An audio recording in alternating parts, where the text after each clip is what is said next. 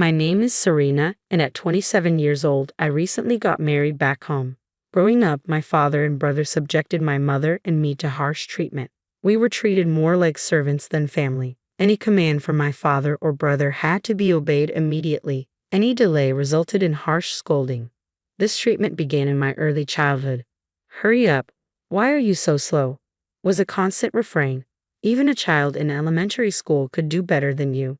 My father would berate. "Women are worthless," he declared, silencing any protest with a sharp "shut up." My chores began from preschool age, but the demands intensified when I started elementary school.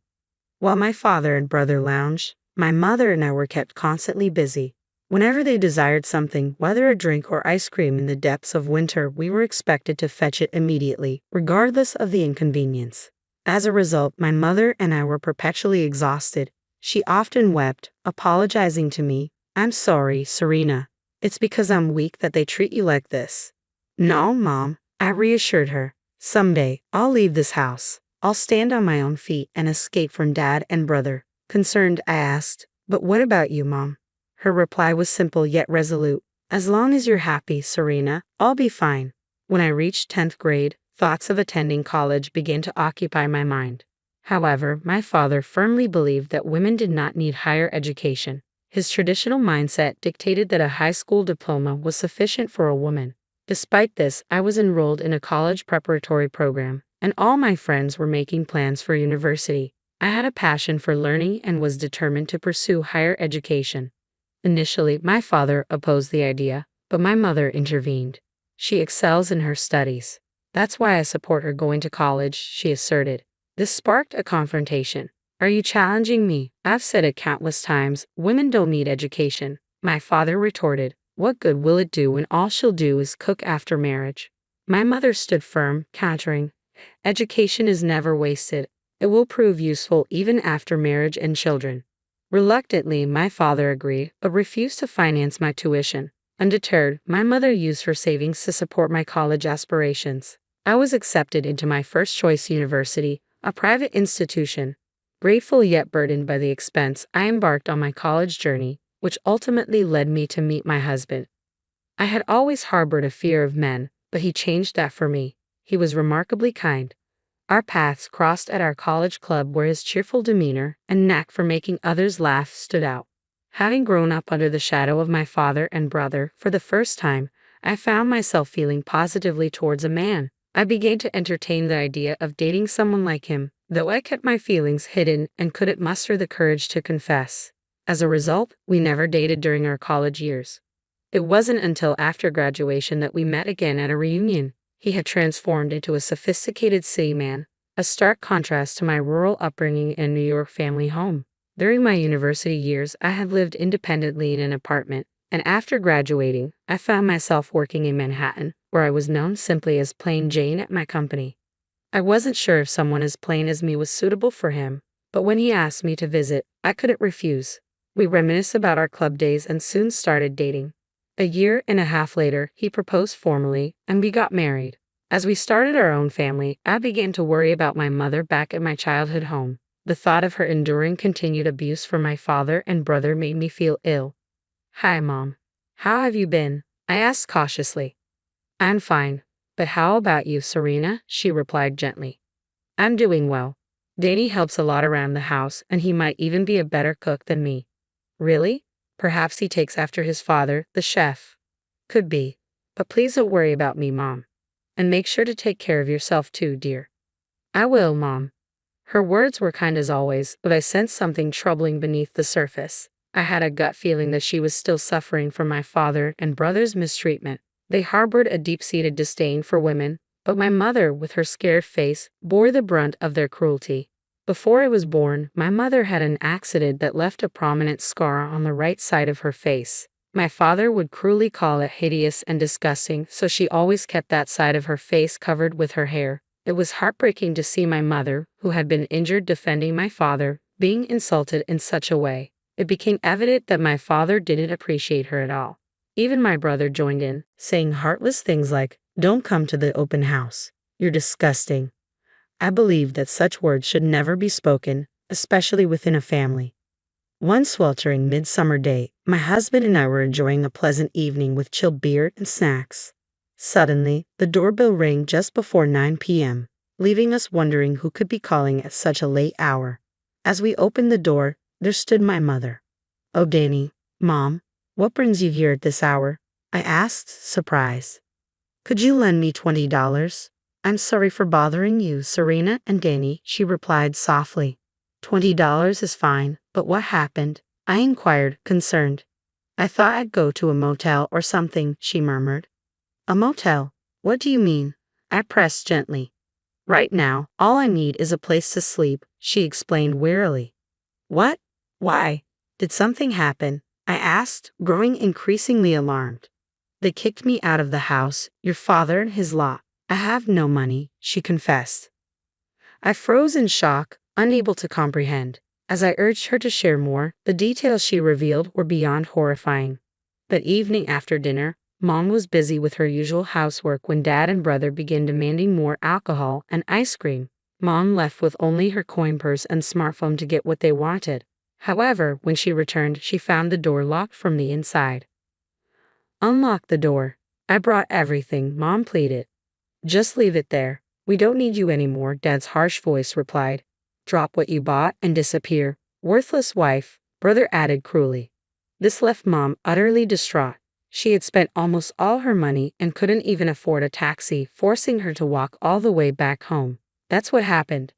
"That's terrible. Maybe you're just useless now," Mom lamented. "Serena, let's have your mother live with us," my husband suddenly suggested. "Really? Are you sure?" I asked in surprise. "Yeah, we have extra rooms. She can have one," he assured me. "But I don't want to intrude on your newlywed life," Mom protested. "It's okay. I see you as my own mother," my husband insisted warmly.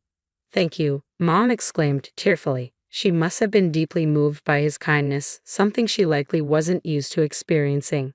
My husband had lost his mother young and was raised by his hard-working chef father. He had earned a college scholarship and understood the pain of others. Having such a husband, I came to realize how fortunate I was. He was the complete opposite of my father and brother. From then on, we began our life together as a trio. Whenever we returned home, Mom always had a hot meal waiting for us. "You don't have to go through all this trouble, Danny, and I can help with the housework," I offered. "It's okay. I want to do this." "Thank you, Mom," my husband insisted warmly. After a comforting home-cooked meal from Mom, I was feeling a bit guilty and relaxed when the doorbell suddenly rang. To my surprise, it was my father and older brother. "You're here after all.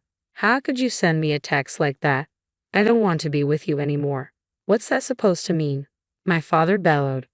"I simply told you how I feel," Mom retorted calmly.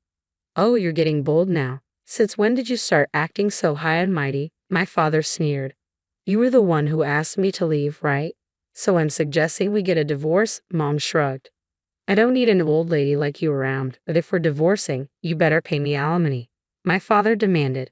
"Excuse me?" I was shocked to hear my father demanding alimony from my mother. I couldn't believe what was happening. "Isn't that young guy I saw with your new boyfriend? That's cheating, isn't it?" my father accused.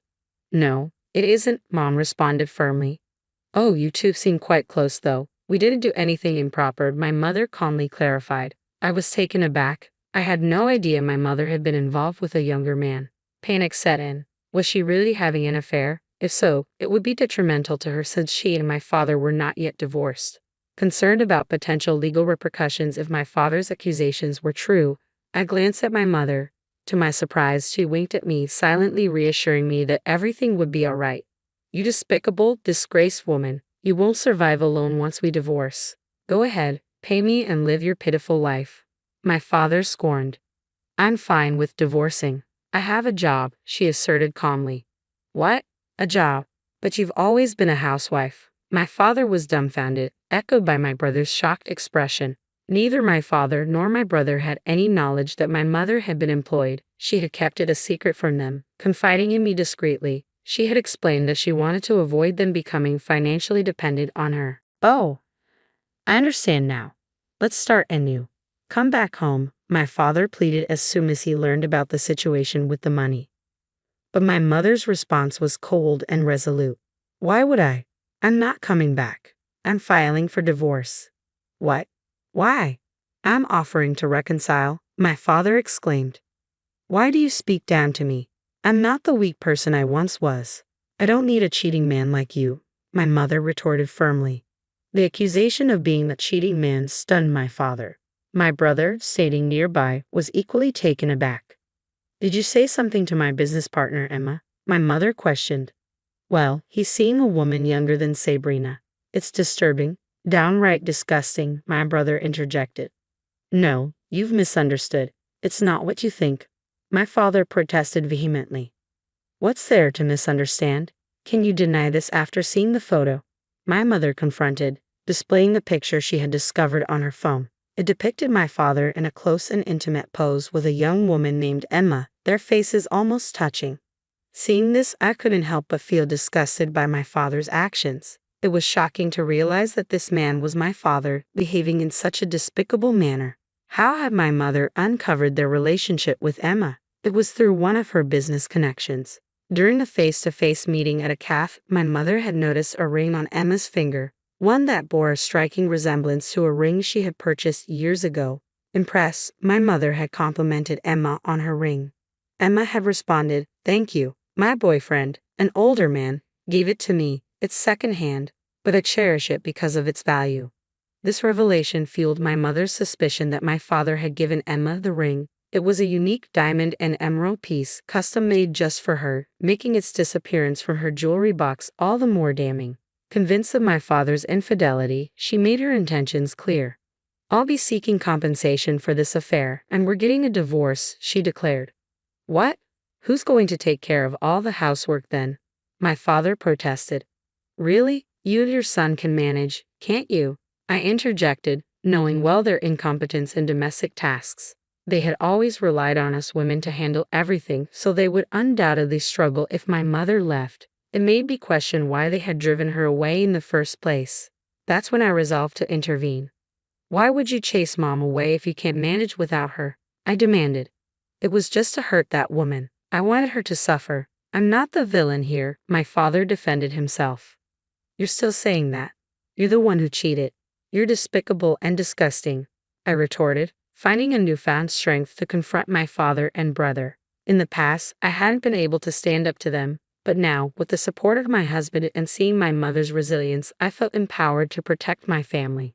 Meanwhile, my brother was in tears, unsure of what to do next. It became apparent that he couldn't even cook a basic meal. His culinary skills were limited to bacon and eggs and salads. I questioned if those even qualified as cooking. If they were so incapable in the kitchen, perhaps living on instant ramen for the rest of their lives would suffice. My mother wasn't a servant or a housekeeper. Why should she return home cheerfully after being betrayed? It was clear my father and brother were not thinking straight. They couldn't even hold a coherent conversation. Well then, since you've made your decision, we need to prepare. I'll find a good lawyer, my father declared.